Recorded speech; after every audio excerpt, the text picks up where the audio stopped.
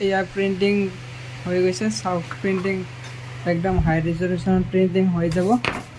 তো এটা আমি ফ্ৰেমত বাইণ্ডিং কৰিম তো বাইণ্ডিংটো আপোনাক কৰাই দেখাই আছোঁ ৰ'ব তো ফটোটো বঢ়িয়া হৈছে আপোনাৰ এয়া ফটোটো প্ৰিণ্টিং হোৱাৰ পিছত আমি এটা বাইণ্ডিং কৰি এইটো ফ্ৰেমটো তো এয়া ফটোটো ভিতৰত যাব যোৱাৰ পিছত এয়া বৰ্ডখন থাকিব এই বৰ্ডখন